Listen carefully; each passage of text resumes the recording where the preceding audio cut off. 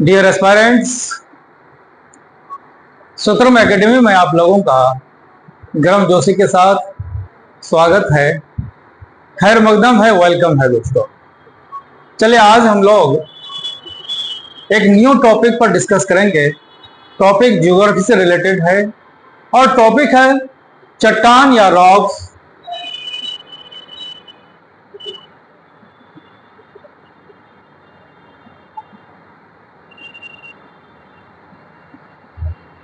चट्टान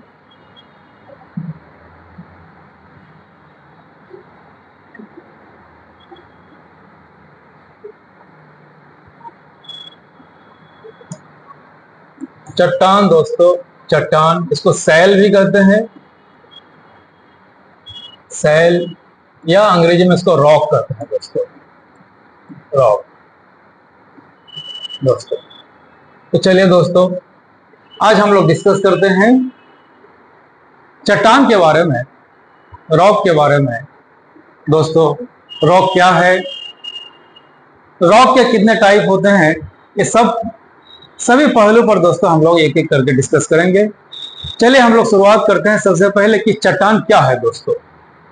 चट्टान जो है किसको हम लोग कहते हैं, चट्टान किसको कहेंगे दोस्तों? तो पृथ्वी की सतह का निर्माण करने वाले जो सभी पदार्थ हैं दोस्तों, पृथ्वी की सतह का निर्माण करने वाले जितने भी पदार्थ हैं उन सभी को दोस्तों चट्टान कहा जाता है, रॉक कहा जाता है दोस्तों। रॉक का मतलब यह नहीं है कि कोई बहुत हार्ड चीज या बहुत ही कठोर चीज दोस्तों। एक्चुअली चट्टान जो है ये पृथ्वी का जो भूपृष्ठ है दोस्तों, जो क्रस्ट भाग है उसकी रचना सामग्री को चट्टान कहते हैं दोस्तों। यानी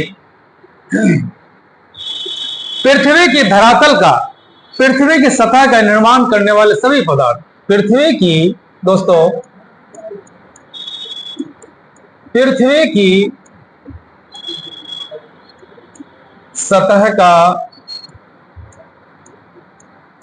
निर्माण करने वाले दोस्तों, निर्माण करने वाले सभी जो पदार्थ हैं दोस्तों, सभी पदार्थ दोस्तों, सभी पदार्थ चट्टान कहलाते हैं दोस्तों।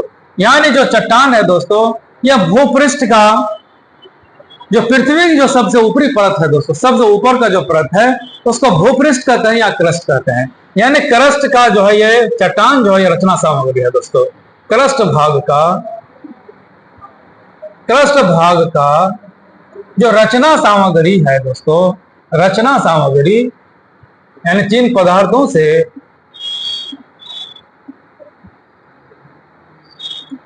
यानी रचना सामग्री को चट्टान कहते हैं दोस्तों।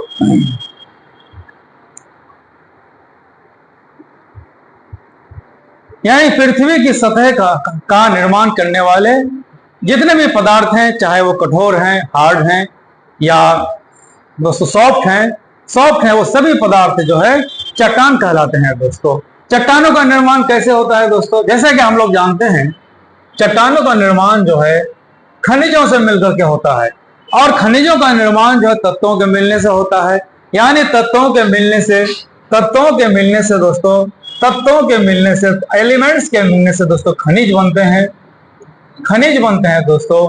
और खनिजों के मिलने से, एक खनिज या एक से अधिक खनिज के मिलने से दोस्तों, खनिज के मिलने से चट्टानों का निर्माण होता है दोस्तों। चट्टानों का निर्माण होता है दोस्तों। अब ये जो चट्टान है दोस्तों और ये जो खनिज है दोस्तों, ये खनिज जो है या तो सिलिकेट खनिज के रूप में पाए जाते हैं, या ऑक्साइड खनिज के रूप में पाए जाते हैं दोस्तों, या कार्बोनेट खनिज के रूप में पाए जाते हैं, या अलग अलग रूपों में दोस्तों पाए जाते हैं दोस्तों। जैसे कि आप उदाहरण से समझ सकते हैं, सिलिकॉन और ऑक्सीजन। सिलिकॉन और ऑक्सीजन जो है ये दो तत्व है दोस्तों। सिलिकॉन और ऑक्सीजन दोस्तों, ये दो तत्व हैं। ये इन दो तत्वों के मिलने से दोस्तों खनिज का निर्माण होता है, यानी क्वार्ट्ज खनिज का निर्माण होता है दोस्तों। और सिलिकॉन प्लस ऑक्सीजन, सिलिकॉन आप देख रहे हैं यहाँ, और ऑक्सीजन तत्वों के मिलने से दोस्तों क्वार्ट्ज खनिज का निर्माण होता है दोस्तों। क्वार्ट्ज खनिज का दोस्तों निर्माण होता है, क्वार्ट्ज खनिज का निर्माण होता है दोस्तों। उसी तरह से दोस्तों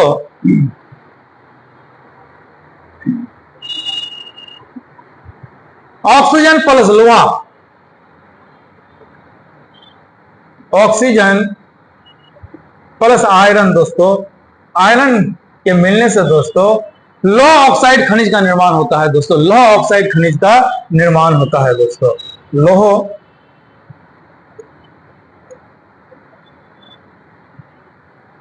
लोह ऑक्साइड खनिज का दोस्तों निर्माण होता है दोस्तों। तो इस तरह से तत्वों का मिलने से दोस्तों, ये तत्व है इधर है ना, ये सभी जो एलिमेंट्स हैं दोस्तों, ऑक्सीजन, आयरन, सभी जो अलग अलग कॉम्बिनेशन में ये जब ये कंबाइन होते हैं दोस्तों, तो इन तत्वों के मिलने से खनिजों का निर्माण होता है, और खनिजों के मिलने से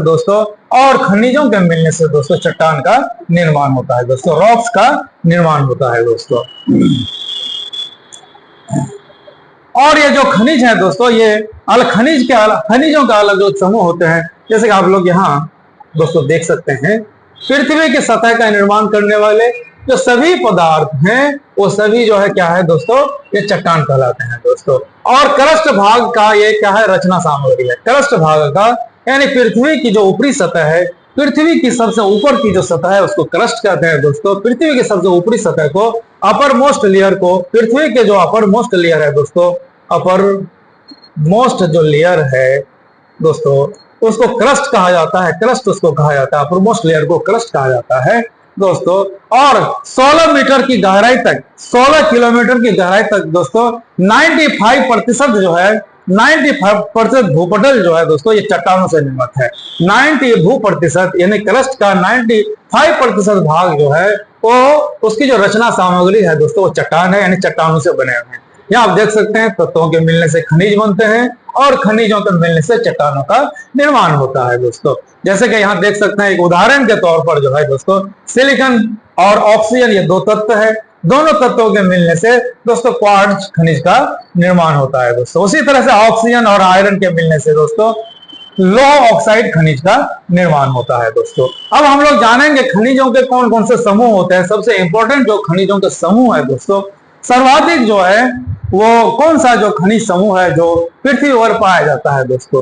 तो खनिज समूह दोस्तों, कई खनिज समूह हैं दोस्तों, कई खनिज समूह पाए जाते हैं पृथ्वी पर। जैसे कि आप देख सकते हैं यहाँ खनिज समूह में, खनिज समूह दोस्तों, खनिज समूह में सबसे जो इंपॉर्टेंट जो खनिज समूह है दोस्तों वो सिलिकेट खनिज का है दोस्तों। सिलिकेट खनिज,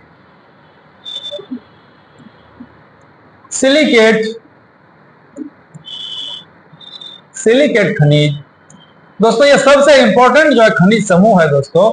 और इसका जो उदाहरण है दोस्तों, खास करके जो फेल्सपार है, क्वार्ट्ज है, आवर्त है, ये इसी सिलिकेट खनिज समूह में पाए जाते हैं। यानी कि सिलिका दोस्तों, इसका जो उदाहरण है दोस्तों सिलिका है दोस्तों, क्वार्ट्ज है दोस्तों, क्वार्ट्ज दोस्तों,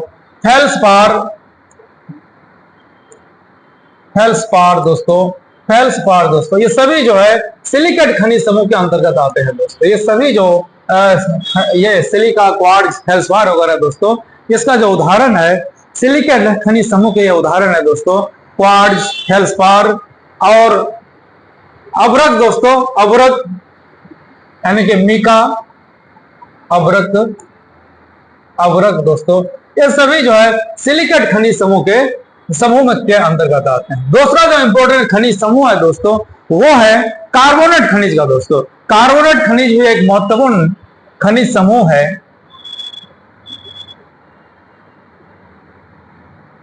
कार्बोनेट खनिज दोस्तों, कार्बोनेट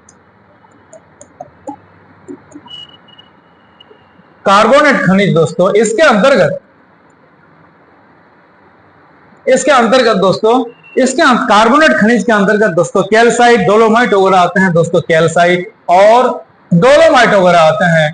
कैल्साइट, डोलोमाइट जो है ये कार्बोनेट खनिज के अंतर्गत आते हैं दोस्तों।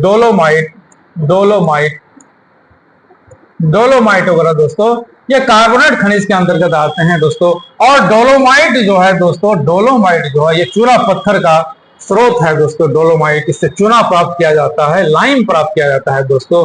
एक और खनिज समूह है दोस्तों सल्फाइड खनिज। सल्फाइड खनिज दोस्तों, सल्फाइड खनिज समूह, सल्फाइड खनिज समूह दोस्तों, इसके अंतर्गत दोस्तों जैसे कि पाइराइट और गैलेना वगैरह आता है दोस्तों। पाइराइट और गैलेना इसके अंतर्गत आते हैं, ये सल्फाइड खनिज समूह के अंतर्गत आते हैं। पाइराइट, पाइराइट और गैलेना। गैलेना दोस्तों बॉक्साइट का खनिज है जिससे अल्मोनियम प्राप्त किया जाता है दोस्तों। गैलेना, गैलेना जो है ये सल्फाइड खनिज के अंतर्गत, ये सल्फाइड खनिज वर्ग के अंतर्गत आते हैं दोस्तों। उसी तरह से धात्विक ऑक्साइड भी समूह है जो खनिजों का दोस्तों। धात्विक ऑक्साइड खनिज समूह, धात्विक ऑक्साइड, धात्विक ऑक्साइड, धात्विक ऑक्साइड खनिज दोस्तों, इसके अंतर्गत खास करके जो धात्विक खनिज है दोस्तों वो धात्विक खनिज इसमें पाए जाते हैं, जैसे कि हेमेटाइट, बॉक्साइट दोस्तों। हेमेटाइट जैसे कि लोहे का खनिज है दोस्तों, हेमेटाइट, हेमेटाइट और बॉक्साइट दोस्तों, बॉक्साइट जिससे अल्मोनियम प्राप्त किया जाता है। बॉक्साइट दोस्तों, अल्मोनियम प्राप्त किया जाता है बॉक्साइट से। और मैग्नेटाइट दोस्तों, मैग्नेटाइट जिससे ये लोहे का खनिज है दोस्तों, इससे आयरन ओर प्राप्त किया जाता है, इससे आयरन प्राप्त किया जाता है। मैग्नेटाइट दोस्तों ये खनिज समूह है दोस्तों। तो आप लोग देख सकते हैं यहाँ खनिजों का कई समूह है दोस्तों। खनिजों के कई समूह हैं, जैसे कि सिलिकेट खनिज समूह। सिलिकेट खनिज समूह के अंतर्गत दोस्तों क्वार्ट्ज आते हैं, क्वार्ट्ज है, फेल्सपार है दोस्तों, अभ्रक है। ये फेल्सपार सर्वाधिक पाया जाता है सिलिकेट खनिज समूह है दोस्तों, फेल्सपार। उसी तरह से कार्बोनेट खनिज समूह है। कार्बोनेट खनिज समूह में कैल्साइट, डोलोमाइट वगैरह प्राप्त किया जाता है दोस्तों। डोलोमाइट जो है चूना पत्थर का स्रोत है दोस्तों। उसी तरह से सल्फाइड खनिज समूह जो है, सल्फाइड खनिज समूह ये पाइराइट, पाइराइट और गैलेना वगैरह इसमें पाए जाते हैं दोस्तों। और धात्विक खनिज समूह है, धात्विक ऑक्साइड खनिज समूह है दोस्तों। हेमाटाइट पाया जाता है, बॉक्साइट जो है इसी के अंतर्गत आते हैं। मैग्नेटाइट जो है दोस्तों, हेमाटाइट, हेमाटाइट से जो आयरन ओर प्राप्त किया जाता है, मैग्नेटाइट से भी जो है दोस्तों आयरन प्राप्त किया जाता है। तो इस तरह से आप देख सकते हैं ये खनिजों के बहुत सारे समूह पाए जाते हैं। सिलिकेट खनिज समूह, कार्बोनेट खनिज समूह, सल्फाइड खनिज समूह दोस्तों, धात्विक खनिज समूह। और इन्हीं खनिज समूहों के मिलने से दोस्तों, इन्हीं खनिज समूहों के मिलने से दोस्तों रॉक्स का, चट्टानों का दोस्तों निर्माण होता है दोस्तों। रॉक्स का निर्माण होता है इन्हीं सभी खनिज समूहों के मिलने से। इन्हीं खनिज समूहों के एक साथ जो है मिलने से दोस्तों विभिन्न प्रकार के चट्टानों का दोस्तों निर्माण होता है, विभिन्न प्रकार के चट्टानों का निर्माण होता है दोस्तों इन्हीं खनिज समूहों के मिलने से। इन्हीं खनिज समूह के सिलिकेट खनिज समूह दोस्तों, कार्बोनेट खनिज समूह, सल्फाइड खनिज समूह और धात्विक ऑक्साइड खनिज समूह, सभी खनिज समूहों के मिलने से चट्टानों का निर्माण होता है। और चट्टान जो है पृथ्वी के धरातल का, पृथ्वी के सतह का जो है रचना सामग्री है, यानी पृथ्वी की जो सबसे ऊपरी परत है जिसको क्रस्ट हम लोग कहते हैं या भूपृष्ठ कहते हैं, या भूपृष्ठ की रचना सामग्री है दोस्तों। चलिए दोस्तों हम लोग यहीं पर समाप्त करते हैं, फिर आगे हम लोग डिस्कस करेंगे इस पर।